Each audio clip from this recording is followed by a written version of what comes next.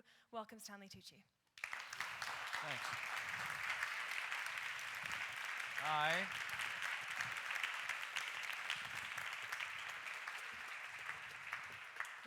Thank you. Of course. Thank you so much for coming. Thank you. Well, I guess I'm going to start from a very basic start. You've been acting for a very long time, ever since early adulthood. Yeah, too long. What brought you into it in the first place? I don't know. When I was a kid, I loved it. I loved watching movies. I loved. I think I didn't want to go through life just as myself. I wanted to. I remember doing a play when I was in probably about 10 years old, 9 years old, something like that. And as soon as I walked on the stage, I felt much more comfortable on the stage than I did in real life. And that continued to be the case for a really long time. I felt there was something sort of comforting about it. And I guess the comfort really comes from the fact that you can control. There's a beginning, middle, like a very clear beginning, middle, and end in a play, as opposed to our lives, which is what could be more vague. So you said you felt quite comfortable playing someone else. Is that true even when you play characters that are quite uncomfortable? For example, your character in Winter's Bone. The Lovely Bones. In The Lovely Bones, not Yeah. Why Am I Was Sorry? I in Winter's The Lovely Bone? Bones. I don't think you were. I don't recall. But I was Jennifer Lawrence in that movie, yes. wasn't I? I was pretty good. In The Lovely Bones. Yeah, I mean, the discomfort is in a weird way, it's the thing that attracts you. It's the thing that makes you, that allows you, forces you to go and explore places of your psyche that you maybe wouldn't want to. But then ultimately, like exploring any character, gives you a greater understanding of the human condition. And how did you prepare for that role, for example? How did you get into the psyche of a child molesting yes. serial killer? Yes, I wonder. I guess that's what I'm asking. I did a lot of research, and that was really hard to do. I could probably only do it for about an hour and a half a day, because it was, incredibly disturbing. And then I started to put together a composite of all these different serial killers to create that guy, what he looked like, how he might behave. The look was really, really important. And once I decided on the look, in conjunction with the makeup and director and all that, once I had the look, then the internal stuff started to happen. It's interesting what you said about the look, because some of your characters are known for being quite outlandish in their appearance. And I was wondering, for example, Caesar in the Hunger Games. Yeah. How does that affect the ease with which you play them? Did you find it easier to slip into Caesar than into other characters? Yeah, it's easy, because once you have all that stuff on, you don't have to do a lot. Do you know what I mean? But look, it's like when you're a kid and you have your toy chest, you open it up, and there's a cowboy hat. You put the cowboy hat on, you go, I'm a cowboy. And you believe you're a cowboy. Right? Don't you? Yeah, I guess. I mean, I don't know if you ever believed you were a cowboy, but it's exactly the same thing. It's just pretending. Well, yeah, I mean, that role especially made me terrified for this interview, because obviously you interview better than I ever could. I am pretty good at it, yeah. But yeah, I mean, it really is that. And then you take off the hat and you go, oh, there's the machine gun. Oh, I'm a soldier. I'm a soldier.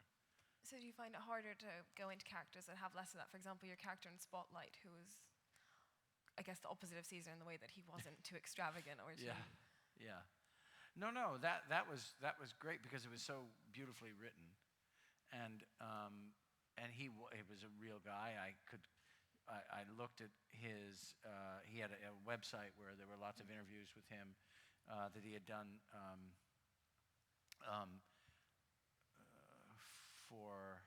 some specifically for the website, some specifically, just stuff from the news, and he was so interesting. So really, it was just about obviously not mimicking him, but getting behind getting behind him, that sounded disgusting, getting, just starting to understand what makes him work.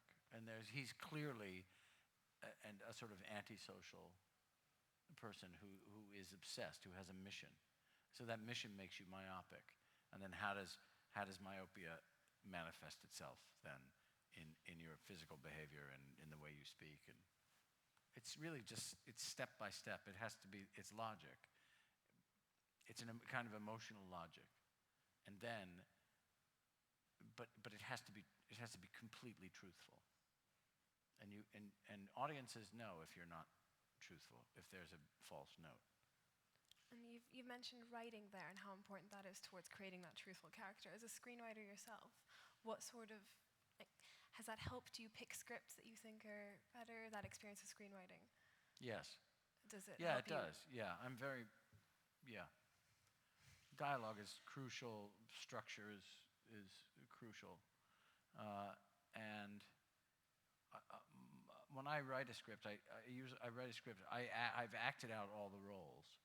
So if there's something that doesn't work, I'll know if it doesn't work, because I've played all the people.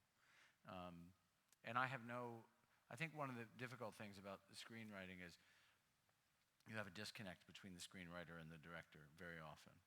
And there might be a lot of contention on the set. And then of course you have the actor, so everybody's kind of in their own bubble. And it's very rare, like on Spotlight, it was a wonderful experience because the writer and the director had written the script together. The writer was there every day. They would make changes accordingly to what was happening in front of them, or to what the actors, whatever the actor's input was too. So that's crucial. But often you can feel this kind of fragmentation when you watch a film. You see the script isn't quite right. The guy's saying the lines, but it's like, oh my God, this is a terrible line. You see the actor struggling to say the line. Well, looking over your work, often when you've written a script, you've directed the film yourself. Yeah. Is that a reflection of that? Yes, very much so. I'm a control freak, so I have to... You've acted in them as well. So yeah. This was the first for this movie that I just finished. This is the first time I haven't acted in the film myself. And did that bring any new challenges? Yes. I know you worked with Jeffrey Rush, and did that bring any? Jeffrey was great. Jeffrey and Armie Hammer, and then these two wonderful French actresses, and Sylvie Testude, Clémence Posey, and Tony Shalhoub, who's a good friend of mine. And it was wonderful, but sometimes you hear things in your head the way you want them to sound, and you know you can do them. And then somebody does something, and it's completely the opposite. And sometimes that's great, and sometimes you go, oh my God, no, that's really not right. It'll never work. We think it might work now, but later on in scene whatever, I know if you say it that way, it's not going to work. And for what either you need to repeat that or there's a repercussion. So it was, but I like to rehearse like a play. Has that experience changed the way you, in your acting work, approach screenwriters and directors, knowing it from their side as well, or? Yeah. Or are you still controlling? No, I'm not. I can be controlling, yes. I just, if it's false, I have no problem arguing about it. If I don't believe it, if there's no logic there, and it's simply to move the plot along, or if it's there because we need to get you to blah blah blah over here, and you think yes, but I would never. Why wouldn't I put bullets in the gun? Do you know what I mean? I mean, things like that, stupid things, drive me crazy. Of all your roles, then, which one has resonated the most with you in that regard? Which one has felt most true? Is there any role that stands out as being closer to who you are, or? No, I don't know. Yeah, but not the serial killer guy. No. That's Definitely comforting. not. Okay, good. I don't know that there's one that's truer to me. I think that any character you play, there are always facets of you in it. But one that's the closest to me, no, I don't think so. And you were speaking earlier about which ones were your favorite roles to play, which I guess kind of continues Oh on from yeah, the well, The truthful Devil ones. Wears Prada was. Was that your favorite? That was great. I think that was probably a lot of people's That's everybody's favorite. favorite. Yes, I know. Out of interest, because it's become such a pop culture phenomenon, your role in that film, did you see that happening before? How have you reacted to it as an actor? This idea that you were forever associated with Nigel in this interesting way. No, I didn't expect it. I only knew it was a beautifully written role. It was a great script, like a perfect script. Perfect. And a great role. But I wasn't cast until the 11th hour. They were shooting already when they cast me. And it was a friend of mine who was casting the film. And she looked at every other actor in Christendom before she cast me. Well, then they were very lucky in the end. The what? They were very lucky in the They end. certainly then, were, yeah. weren't they? Yeah. It was just a great experience. A wonderful director, great people, beautiful script, as I said, and a great role. But you don't anticipate. You don't know what a movie's going to be. It can be great on the page. You can have all these great people, and the movie just doesn't work, or it's not marketed properly, or whatever. But everything just sort of gelled perfectly. Well, going back to Nigel's, a question I've had from a lot of people speaking about this interview was about your association with characters who are implicitly queer in the way that, for example, Nigel is, and the way that some people see Caesar as. Is that an active choice on your part? Is it an active choice on someone else's part? How do you react to that? Do you mean queer as gay or queer as odd? Gay. Gay, yeah, right. It's not. Queer is odd too, if you'd like. Yeah. I think. Different question. Well, I think that when I played Nigel, the best you could very easily play that role and do it as sort of as a send up or as a. Basically, you could insult a lot of people by doing that role improperly, and it was my goal, and I felt it was my obligation to. Yes, he's campy. Yes, but it has to be completely believable. And the best compliment I had was really from the gay community, who said, "Oh, you did that. You did it the way it should be done." And that's always the best. That's always the best compliment. Having played a number of gay characters, you always want to do that. Caesar's very different because it's a fantastical. World. It's like he's a freak. I mean, Yeah, is he gay? Is he? Well, who even knows? just not No one human. knows what it is, And it really is Yeah. it, Though it looks very fun to play. Yeah, it was fun to play. Yeah. It really was fun to play. But I think with anything, it just has to be truthful. It can't be, you can't comment on it while you're doing it. Otherwise it doesn't mean anything. And of course, this is something you strive for when you direct and when you write as well. And I've noticed that you do a lot of independent films in this, and you're very involved in the independent film industry. And I was wondering what you think are the challenges for that industry going forward, and what are the opportunities? The challenges are always just getting your film out there and getting it into movie theaters. That's really hard because, I mean, you have independent cinemas now that exclusively show independent films, and that's great. When I moved to New York City in 1982, there were so many cinemas, small cinemas around on the Upper West Side, and there were so many independent films and foreign films, and it was great. You could have a steady diet of that all week. It was fantastic. And then the industry started to change. But one of the reasons the industry started to change was because in about 1995, 96, independent film reached a kind of peak. And so many people were making independent films, and independent films were getting recognized. It was that year that at the Oscars, there was one studio movie that was nominated for Best Picture, and all the rest were independent movies. After that, if you sort of look at the history of it, the studios then started doing their sort of specialty divisions, their classics divisions, or whatever they would call them. And they also systematically started buying up the independent studios. and the landscape completely changed. So since then, independent film has actually, in a way, has struggled quite a bit more. Yes. I mean, you were talking about the difficulties you've had with a film you're currently Yeah. editing. It was a movie I you wrote 10 years ago. And it's it's taken, taken and that they're small movies, and you know they're small movies. They're esoteric. It's going to have a small audience. You know that. You just have to find the person who's just crazy enough to give you the money to make it, and hopefully it'll stick to the wall.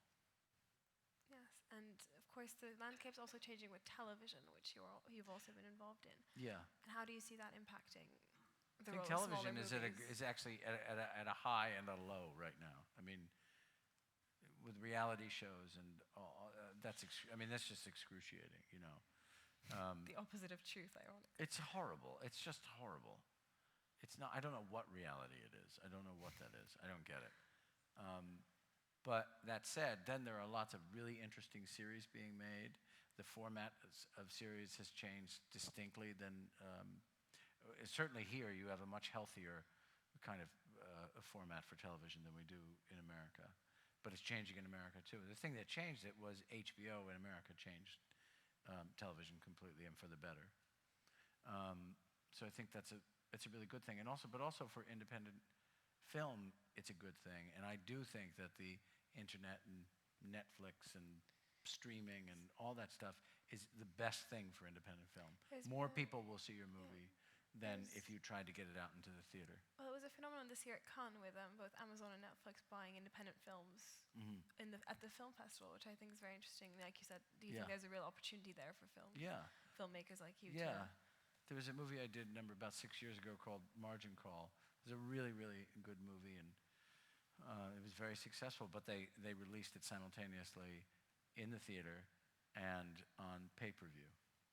And they had a huge audience. And I think that's the way you have to do it, because to try to go into a brick and mortar theater nowadays for an independent film is cost prohibitive, because the P&A, prints and advertising, and the marketing and all that it's cost prohibitive. You'd be spending 10 times more doing that than you did on the actual film.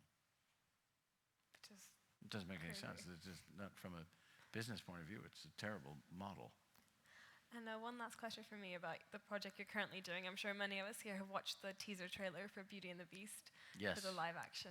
Is there anything you can tell us about the movie? Are you excited to see I'm it? very excited. I don't sing, which is a great thing for everyone. Yes, you were saying that the director invented a character. Yeah, he invented a character. It's Bill Condon who directed it, and I had done a movie with him called The Fifth Estate. He's the nicest fella ever and a wonderful director. And he said, will you come and do this? And I said, well, I don't sing. And he said, well, maybe you could just do it. And I said, no. I don't sing, and I really don't sing. I said, I've been in this business for 35 years. I'm not going to ruin it now, you know. Anyway, so I went in, and I was there for about 5-6 days, and I had a great time just playing a small role with Audra McDonald and Ewan McGregor, and, you know, we're live action, and then we turn into an animated thing, and then we come back as live action again. It was great fun. Great fun. I think everyone's very excited to see it. I know I am. Yeah, it was really, really fun. And I think I'm going to turn over to questions from the audience now. I'm sure we'll have many. So can we start off with, does anyone have any questions? With the lady in the front. Hello, my name's Sophia from New York.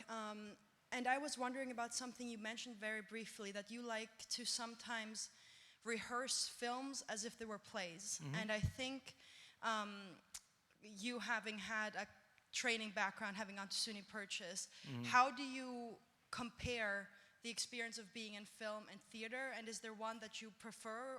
What can you really bring to one that cannot come through in the other?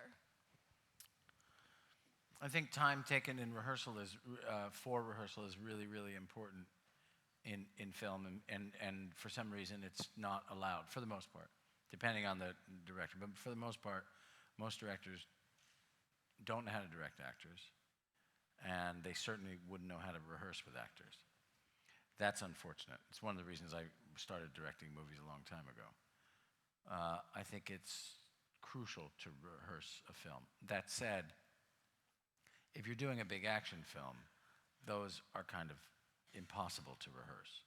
They're much better done sort of on the fly, being spontaneous, and then going in and shooting them. Because the majority of the film, and then really what you're spending the time rehearsing are the fights, because that's the meat of the film. But that has to be rehearsed within an inch of their lives. They have to be rehearsed. I think, regarding your question about the difference between film and television, film and theater, I think that, obviously the theater is a thing that's different every night, and yet it's exactly the same every night. In a way, film, people always say, oh, the theater, you can be much more spontaneous, but actually in film, you can be much more spontaneous. People will also say, what's the difference in acting style, whether you're acting for a film or you're acting for there's no difference. Acting on stage, acting in film is exactly the same. And it's a fallacy that it's different. Again, it's just about being truthful. But I think with an intimate piece on film, rehearsal is crucial. If we have a question from the gentleman in the back. Hi there, thanks very much for being here. 2 questions, if I might, and they're both brief. The first is about your choice of films. You mentioned Margin Call, and we've talked a little about Spotlight.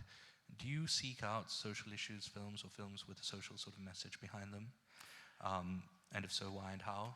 And secondly, could you tell us a little bit about what it's like to work with Meryl Streep? And whether she's the greatest ever, or just since Katharine Hepburn. Thanks. I don't seek out movies that have. I don't say, "Hey, send me movies that will have a social impact." They come to you or they don't come to you. They can come to you and they can be really bad. I mean, they can be really badly written. I've seen a number of those. As it turns out, Margin Call and Spotlight were both beautifully written. Beautifully written. So that's easy to say yes to. It's not about the money. It's not about any of it. You just want to tell that story and be a part of that. That's exciting. Regarding Meryl, she tells me that she is the greatest, and I believe her. She's incredible. I mean, she's a great actress. She's probably, is there a best anything in any art form? No, but if there were, it would be her. If we have a question from down here.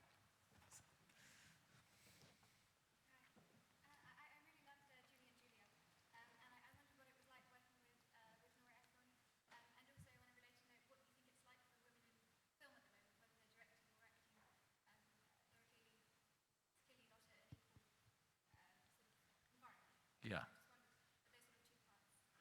Well, Nora was great. I mean, Nora was a force of nature.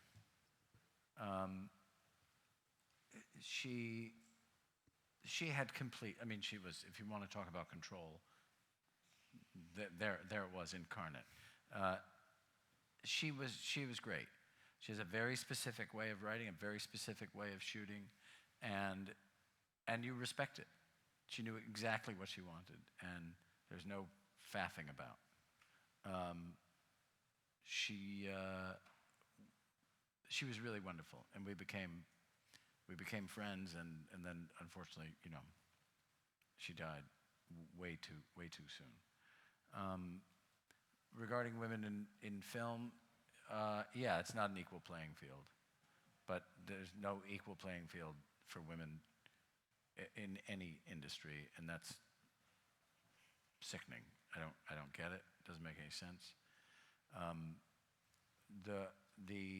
I always like working with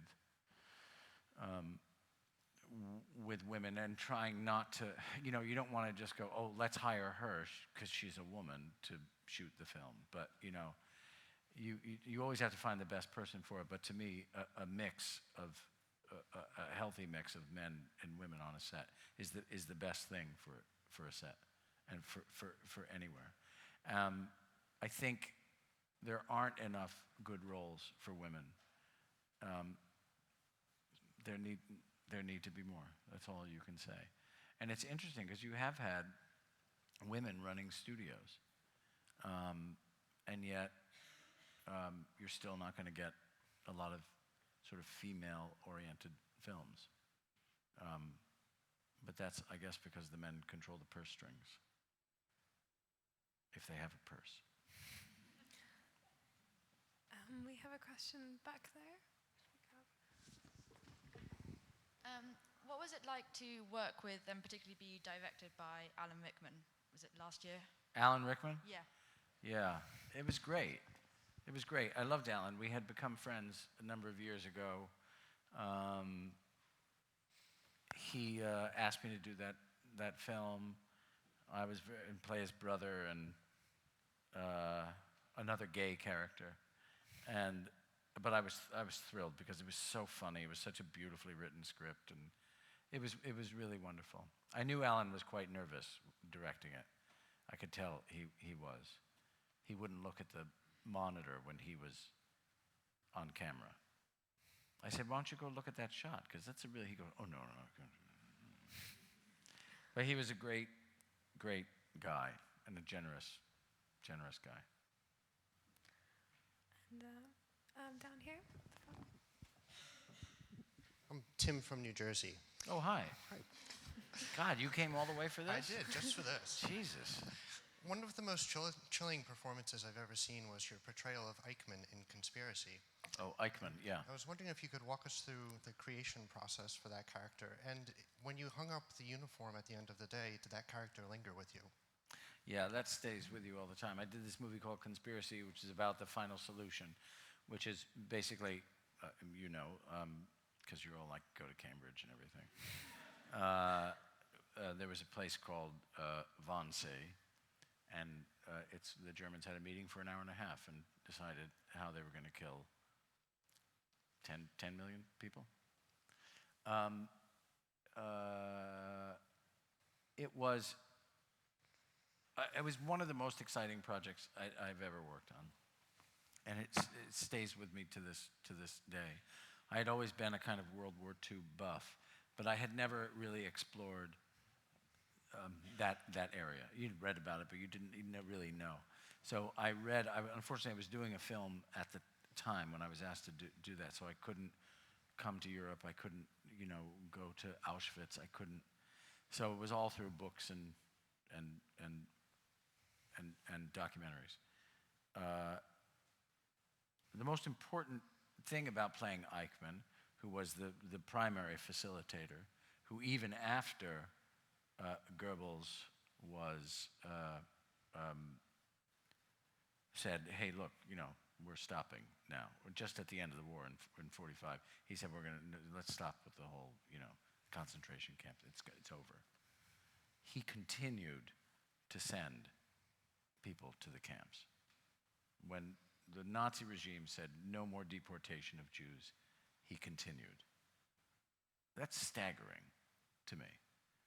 But he was, I suppose in a way he would call himself a good soldier.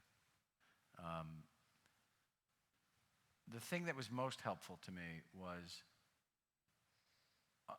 understanding that he was a human being and not a monster. Because everybody says, "Oh, they were monsters. The Nazis were monsters," but they weren't monsters. They were people. What they did was monstrous. They were people. That's the horror of it. Were they monsters? You might understand it, but they were people. When they found Eichmann, when the Israelis found him in Argentina, he was playing on the floor of his living room with his children. And they went in and arrested him, took him to a safe house. And the Mossad agent who arrested him sat down and talked to him, would go in and talk to him every day, which he was not allowed to do, but he did. And they asked him, how could you do that? How could you do what you do? He said, "Well, I was supposed to do that, so I was supposed to do it." He said, "Well, what about the children? Do you hate children?" He said, "No, I love children." He said, "Well, what about all those children you sent to their deaths?" And he said, "Yeah, but they were Jewish." So there's a complete disconnect in his psyche that allowed him to perpetrate this horrible behavior. The only thing I could latch on to was that he loved children. And he started crying when he talked about children. But he didn't cry about the Jewish children, he cried about children. So that's the thing, that you find that kind of grain of humanity, and that's what you use to make the person as real and as human as possible. Going to Wannsee, we shot at Shepperton, and we ended up for a week in Germany, in Wannsee. And while we were shooting at Shepperton, I said to Ken Branagh, I said, I don't feel anything. I said, I come home from work, I'm tired, but I feel like I haven't done anything, and I'm just saying the lines, but I can't even remember the lines. He goes, I know, me too, I can't remember. We'd had like cheat sheets next to us when we were saying our lines. And one of the reasons was because these guys didn't feel anything. This is what we realized, was that they were completely disconnected to what they were doing. So we were somehow doing that same thing in order to make that happen, truthfully. When we get to Wannsee, you don your uniform, they have all the fake snow, they have all the extras, but now all the extras are speaking German. And they have all the cars and the thing, and I had to cross the threshold into the compound. And as I crossed the threshold, everything that I had not felt for 5-7 weeks came flooding through me, and I thought I was going to throw up. I'd never experienced anything like that before. Everything that I had read about, everything that we had talked about, everything that we had researched, everything that we had done in those 5 weeks suddenly was there in one huge, massive feeling. It was really a fascinating experience. In the end, we ended up having the premiere at the Holocaust Museum in Washington, which was just one of the greatest experiences ever. It was a real honor to be a part of that. Sorry, that was a long-winded story, but you asked, the impact for me is still profound. Can we go to the front, please?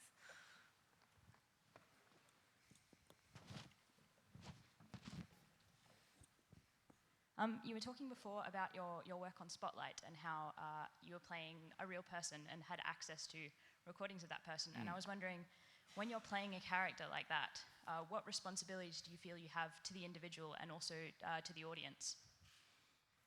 You feel really responsible. You want to do them justice. You don't want, as I said before, you don't want to imitate them. You want to create their essence as truthfully as possible. I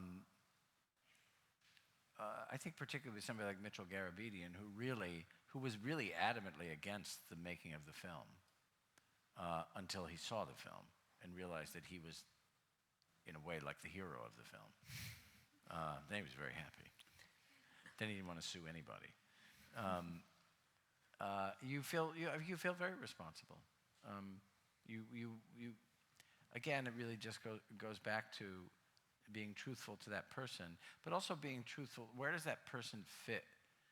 Where does that character fit into the whole of the film? And the tone must be consistent. This is why Tom McCarthy is such a good director.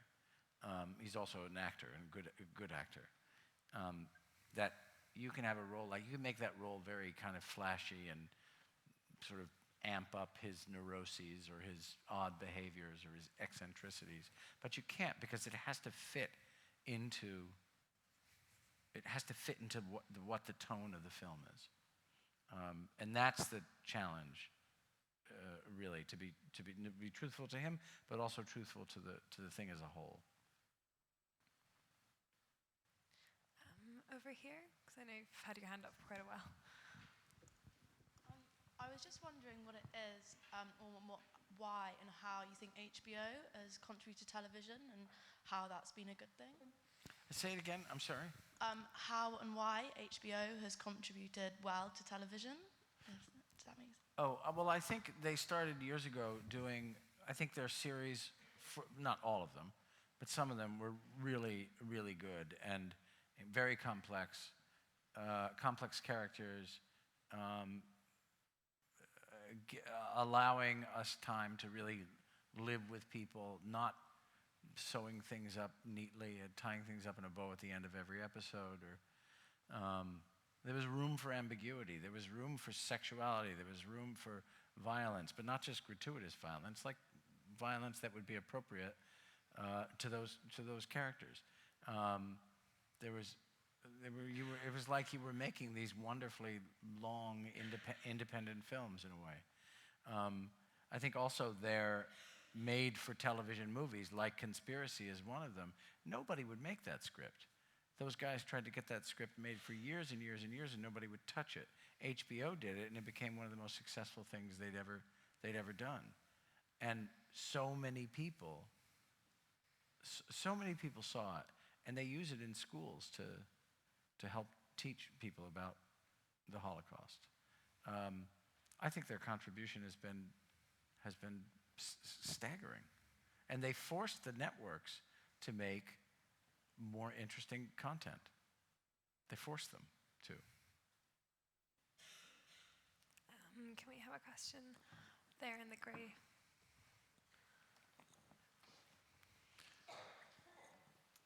Hi, thanks. You've talked a bit about the roles you've done in the past and the directing that you've done thus far. Kind of looking forward, are there any roles you particularly would like to do or like were on a proverbial bucket list, or any directing or actors you'd like to direct, or there are so many roles you'd like to direct? Yeah, so many actors. I'd like to direct, and so many directors I'd like to work with, and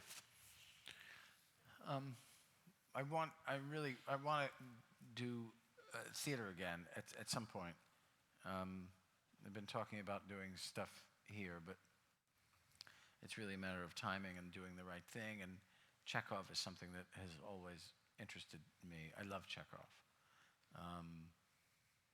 He was anyway, I just love him. So, what a guy. So maybe Uncle Vanya is something that I'd really like to do. Either be in it or direct it, I think.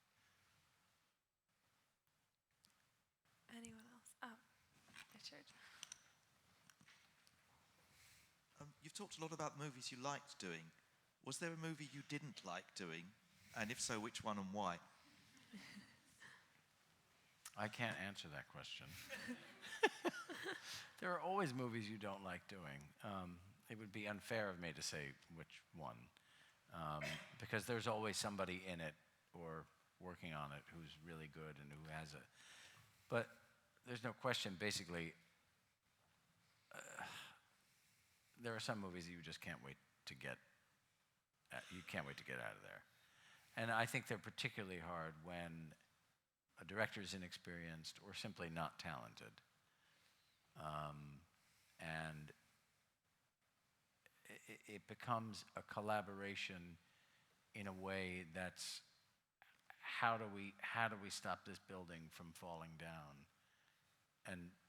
But the engineer is not here, and we don't have the architect is out of the country and he didn't leave his plan. I mean, it's literally that. So everybody is trying to kind of figure out how to make this building not collapse.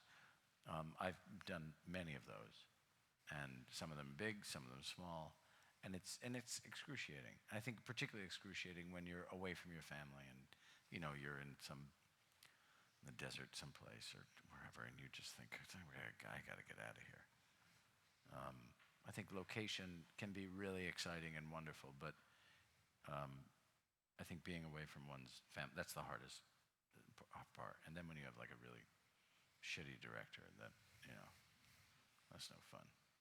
Then you get angry. Then you don't come out of your trailer. But you don't want to stay in your trailer because it's gross. It just gets worse. And then I guess you get a reputation for being difficult. Yes, exactly. Yeah, right, right.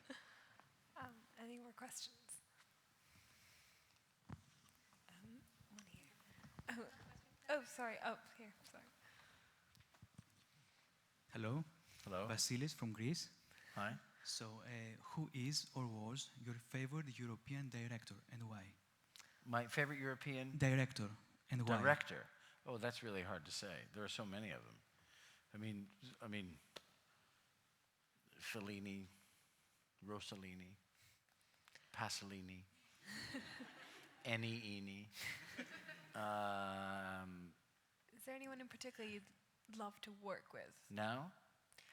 If you could They're work all with any dead, so I director, can't yes. work with them. If you could work with any director, I'd who love would to be work the with. one? I'd love to work with Pavel Pavlovsky, who did that movie last year, Ida or Ida. I'm not sure how you.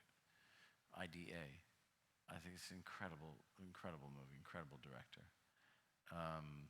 What Yeah, about there it are drew lots you? of them. Hmm? What about that film drew you towards his directing? Oh my God, it's just beautiful. The composition alone is stunning, but a pretty pictures a movie, doesn't make. I mean, the assurance, the sort of sense of assurance that he has as a director is profound, and you're drawn into it like you're drawn into a Tarkovsky film. You never want to tear yourself away. I mean, like a Bergman film, you can't stop watching it, even though you kind of want to kill yourself when you're watching it. But his was beautiful and profound, and it's a lesson in direction, in subtle, assured direction. And it's in black and white, which, well, I just like that. Do you have from upstairs? If we have any mics up there? Just shout. It's all right. Go ahead. Stop screaming at me. Your favorite film that you haven't been in and why? I wasn't in All the President's Men. I don't know why. That's really hard to say. I don't know. Well, I guess anything Pavel Pavlovsky made. He hasn't cast me. I don't know. That's a hard question to answer. I don't know. There are so many good movies. But I guess that would be sort of like, directors you want to work with. I mean, the Coen brothers, I'd love, they're pretty great. I don't know. I can't really answer that really very well. I'm sorry. Do we have any more questions? One here in front. You talk about struggles you've experienced in making a film and directing. What do you think, have you ever experienced any setbacks as an actor, and what do you think are the challenges that face actors today? I think the challenges that face actors today are the challenges that have always faced actors, which is sometimes you get a role and sometimes you don't. We talked about The Devil Wears Prada before. After The Devil Wears Prada came out, it was this huge hit. We all got great reviews. I literally couldn't get a job. And I ended up doing something that I didn't want to do to make money. It turned out to be a great experience, but I wasn't, and this is the way the business has always gone, for me at any rate, which is it's always fluctuating. It's always kind of undulating. You have these lulls where it's just not happening. I'm hoping that I'm past that now after 35 years, but you never know. I mean, it's always the same, and actors always think, and every actor will say this, no matter where they are, that they always think they're never going to work again. And that's part of the actor's makeup. And I have to say, in a way, it's justified, because it is a very fickle business. I think the challenges that face actors now are the challenges, as I said, that I've always faced them. But I think one of the things that's really, really important, that people can become famous so quickly now, more quickly than ever, with a simple YouTube thing, or and suddenly, but really, there's no training, there's no there. And you're just a flash in the pan, or you're Johnny One Note. I think the thing that actors have to remember is that training is, I think, really, really crucial. One here. Thank you. It's obvious that certain movies have had profound effects on you, sort of intellectually and also emotionally, some of the things you've already discussed. I just wondered, from a personal sort of development perspective, has there been any turning points where you had felt a particular movie was something you were really working towards and you were happy with your work in that particular film? I think the first movie that I co-directed with a friend of mine, and co-wrote with my cousin, Big Night, was for me a turning point. We just wanted to make a movie we wanted to make the movie that we wanted to make, and we were lucky enough to have these producers who gave us the money and then became completely disinterested in us and allowed us to do what we wanted to do. They wouldn't even come. I mean, we would invite them into the editing room. They had no interest. So it was a gift, really, that they ended up letting us make this movie that we wanted to make that, as it turned out, had a very big impact in a lot of ways. So for me, that was a real big turning point. But then again, as I said a minute ago, you have that sort of nice high, and then it dips down again, and then it comes up again, and then it goes down again. It's just the way it is. The goal is really to keep working. That's kind of the goal, without prostituting yourself too much. You mentioned earlier that you're in the process of editing a film, and you mentioned editing again. Do you find that's a very difficult process, having to cut sort of what editing a a film is an excruciating process.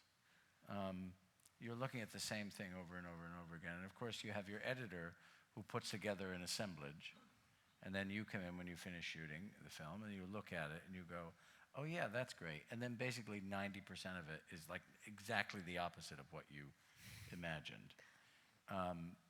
Because she can't know that, or they can't know that.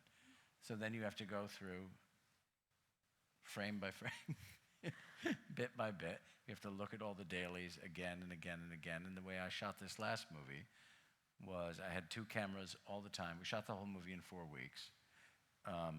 But I would shoot 2 cameras all the time and would shoot sometimes 7 to 8 pages a day, which is a lot. And there was a lot of, I would encourage them to improvise. I would encourage them to go back and do it again, and then I would shoot very quickly, so I'd be finished at 3 in the afternoon. But then I'd go back and reshoot some of the stuff from the last day. So I had reams and reams of dailies of footage that I had to go through. And that's hard, because you're really extracting then a moment here, a piece of a scene here, a piece here, a piece here. So it's hard, but with a good editor, you can do it. I think the exciting thing is that, they always say there are 3 movies that you make: the one you write, the one you shoot, and the one you edit. And that's the truth. This movie has become, and every movie always becomes, a completely different thing. Not completely different, but quite different than you thought it might be at the beginning when you wrote it. And that's exciting. I suppose it keeps it interesting too, because you have to watch it. Yeah, yes, you have to keep watching. Although today we watched it again. Lottie, my assistant, was there watching it for the 10th time or whatever. I actually fell asleep at one point, and I'm not kidding. I fell asleep. It was that bad. No, it was.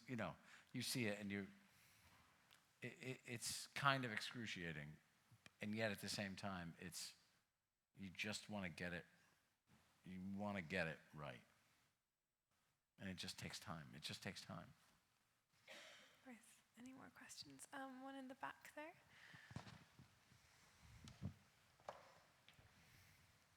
Hi. I'm Becky. If there's one thing I've sort of gathered from this talk so far, is that filmmaking is full of trials and tribulations. What is it about filmmaking that draws you back to it? What is it that sort of attracts you and attracts other people, you think? I like telling stories. it's the way that I like to tell a story. You know, they always say that art helps make order out of the chaos, right, of life. But that's kind of, if there were a definition of art, that would be it. I think being able to tell a story using words and images that are going to last for a long time is a really exciting thing. I think one of the frustrating things is that, unlike painting, if you're a painter, you know, people say, well, Picasso had this period and that period and so and so period. You can have those periods in your life, but really, you're doing this thing on your own. If you don't want anybody to see those paintings or sculptures, you can just put them away. And you can redo them later. But with a film, you can't.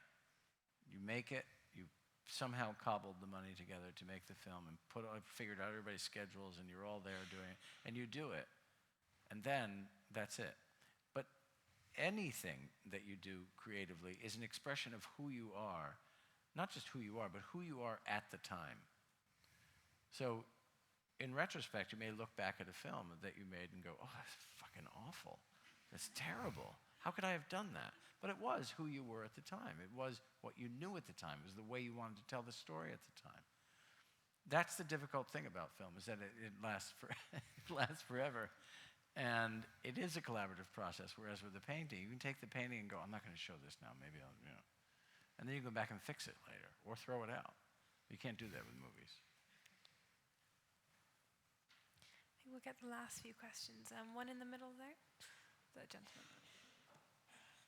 Hi, I'm Robbie from Pennsylvania. Completely unrelated to film. It's incredible, those Americans insinuating themselves in. Find ourselves over here. Did you go to school here?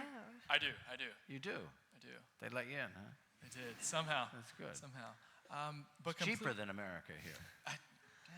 Not really for overseas students. No, that's true. They kind of That's get true. you. Do you have a favorite book you could recommend? You know, kind of getting away from film. A book? You know, a book.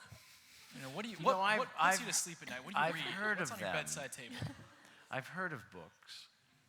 I think every now and then you adapt them into films, and then. Yeah. My wife is a literary agent, so she reads for me. So no. No, I love, well, I have so many favorite books. I think Letters to a Young Poet is one of my favorite. That and a Giacometti portrait that this movie's based on. Those are two books that I carried with me always. I love also Robert Harris's novels. Do you know Robert Harris? Who yeah, there's something about those. The series that he just wrote about Cicero is really kind of fantastic. And I mean, I don't know. There's a lot of them. Do you have a favorite book?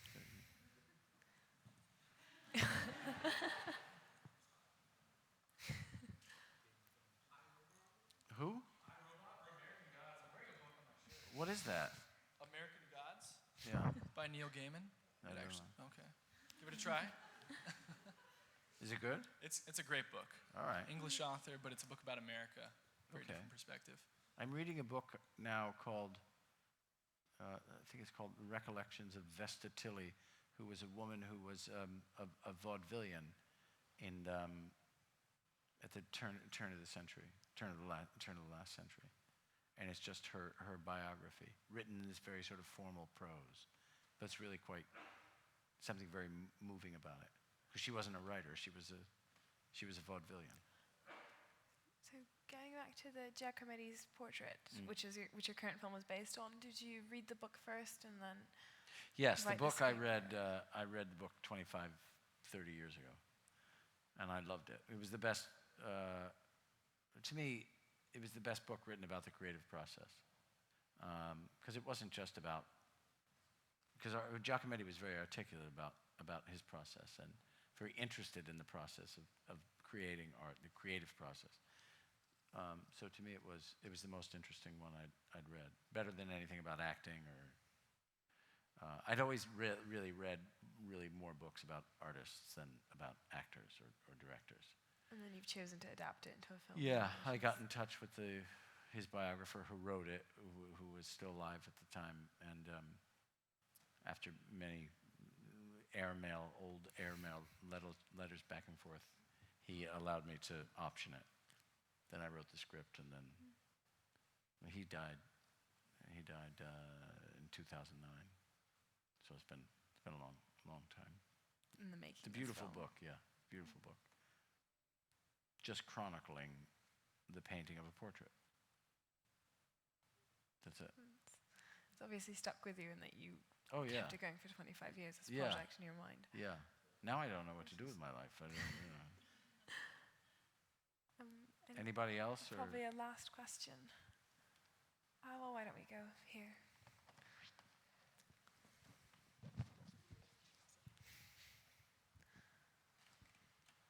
So you mentioned Big Night earlier, and also you have your own book out.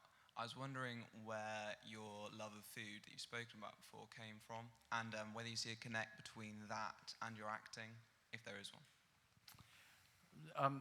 I love food. I'm kind of food obsessed. My parents, I grew up in an Italian family. Food was all important. Sat down to dinner together every night. We had really amazing food. And as I started to get older and you travel, you realize how good that cooking really is. Big Night was a way of me sort of using food as art. And part of the film is about, one of the themes of the film is where is the artist's place in society. And the struggle between commerce and art, using food as the art form. After the film, I thought I would sort of be done with that, and in fact, the opposite happened. I became more and more obsessed. It became almost like this sort of Nora Ephron, when we did Julia and Julia, she said, "Well, you made the perfect food movie. Yours is the one to beat." I didn't know there was a competition for them, but she did. I've become more and more interested over the years in it. Heston, I know, was here yesterday talking. He's become a very, very good friend. He's a terrible cook, but he's a good guy. I'm like a groupie kind of with chefs. I really am, like a really great chef. I'm really just so fascinated by what they do.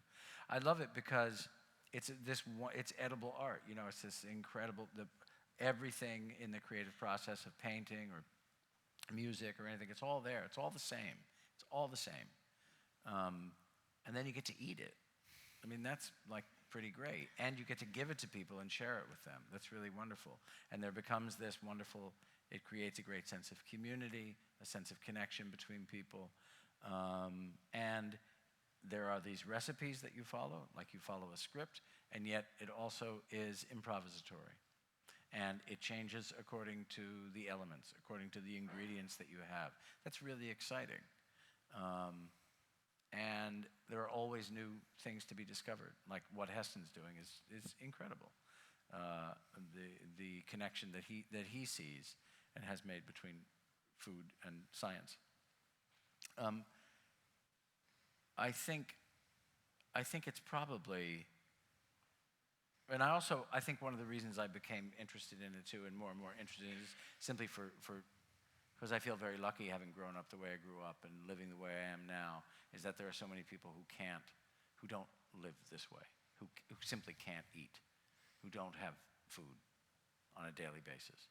So for me, it's also the cookbook that I've done is for charitable reasons, and I want to do more of them for that reason. And I'm on the board of the food bank in New York City, but also now involved in the Trussell Trust here, which is the largest, has the largest number of food banks in the UK, and the number of people in the UK who need food is growing significantly and very quickly. So that's also one of the reasons. thank you so much Thanks. for spending this time Thank with you. us. I'm sure everyone enjoyed it. So if you could just give a round Thank of you. applause. Thanks a lot. Tucci. And we can head. If you guys follow me.